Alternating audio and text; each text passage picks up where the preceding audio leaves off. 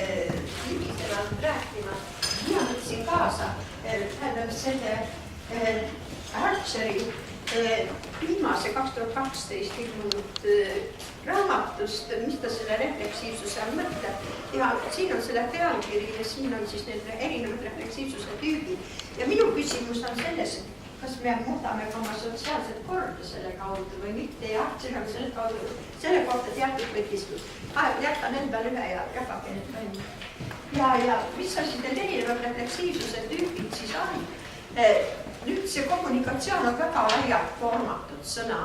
Tema räägib nüüd kommunikatiivsest refleksiivsusest, siis minu sisekõnes ma alati püüan kooskõlastada teistega.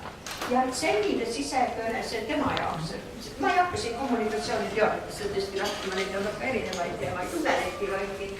Aga tema jaoks on siis see, on üks väid suhteliselt raamatud kommunikatsiooniliik, refleksiooniliik. Sellepärast, et meie maailm on läinud nii heterogeensed. Meil ei annab seda tähtsat teist, keda me täielikult usaldada või kes kannab siis kogu seda ühiskondlikku sõnumit endas ja kõiki neid ühiskondlikke väärtusi ja nõnda edasi. Ja tema arvates see üleminek ühiskond, mis me läheme nüüd siis hilismodernsusest ja jumal teab kuhu, kapitalistist ja hilismodernsusest ei tea kuhu, siis see kommunikatiivne reflektsioon lihtsalt ei tööta enam nii hästi. Nüüd tuleb siis see, mida siis sina nimesid see ise, ma arvan, et see sobib tema jaoks. Jällegi need sõnad on natuke teisest tähtsust, kui me tahtame oleme kahjunud, on siis see autonoomne refleksiivsus.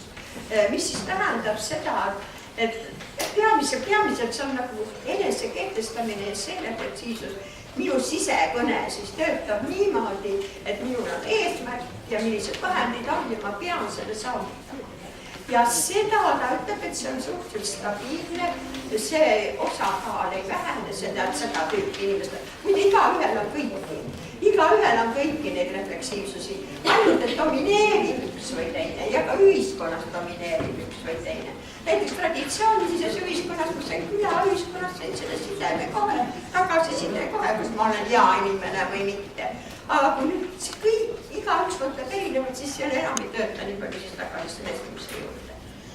Nüüd see autonoomne refleksiivsus on sisuliselt üsna niisugune, tegelikult algselt ongi instrumentaalne ratsionalism või ratsionaalne instrumentaalsus, kui soovite.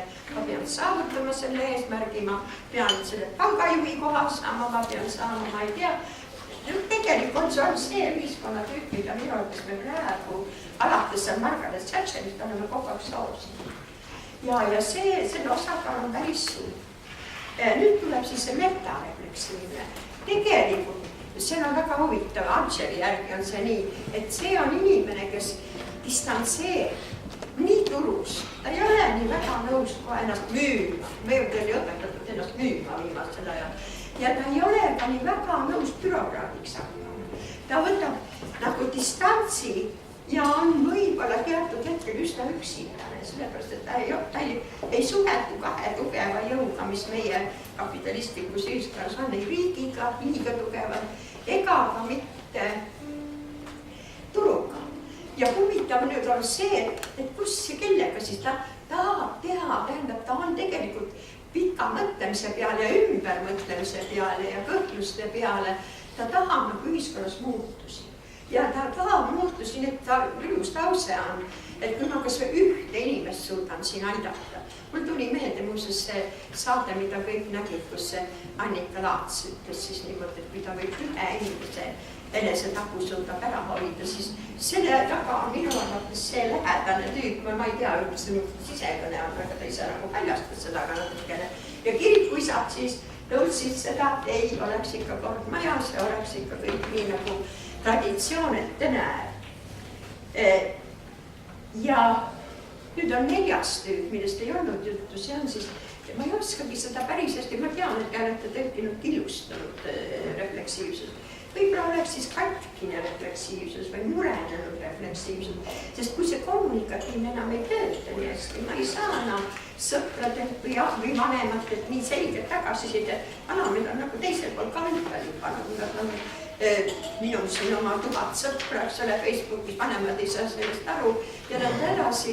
Ja siis tekib niisugune tüüp, kellel ei olegi väga selget refleksiivsust välja tulnud, tal on nagu kogu aeg nagu lõhki see sisemus. Aga see on väga arenev tüüp, osa nendest lähevad metarefleksiivseks, no siin on empiirilisi andmeid ka, osa autonoomseks, kellel ei ole ressurssi, ta peab ülikoolis käima, ta peab raha teenima, sest tal ei jäägi muud üle, kui püüda siis selle autonoomset refleksiivsuse poole, aga osa jäävadki katki. Ja nüüd on huvitav ka see, et Aršõi arvates see seltskond suurem. Ja see on väga oht, sellepärast, et see on siis inimesed, kellel ei ole väga kindlat lidepunkti, osa nendest ei saa, tulegi sellest välja. Nende hulka kuuluvad ka väga emotsionaalsed inimesed, ta nimetab ekspressiivsed, kes ütleb, minu kõhutunne ütleb, mina lasen ennast saatusel juhtuda, mina ei mõtle midagi ette, ma ei tee mingisuguseid programme oma elus. Nii et kui nüüd rääkida koolist, siis ma arvan, et see on väga hea probleemsituatsioon koolile. Nüüd, kus ta oodata siis, ja nüüd lõppsõnadel ongi selline oodata seda ühiskonna muutumist, ühiskonna korralduse muutumist võib-olla inimlikumaks, on just et selles mõttes on siin täiesti Mariuga nõus seda metareflektiivsetest inimestest, kus juures on loota, nad tulevad siis oma üksindusest välja ja loovad siis mingeid uusi kooslusi, uusi kogukondi, haridusfoorumid ja uudised.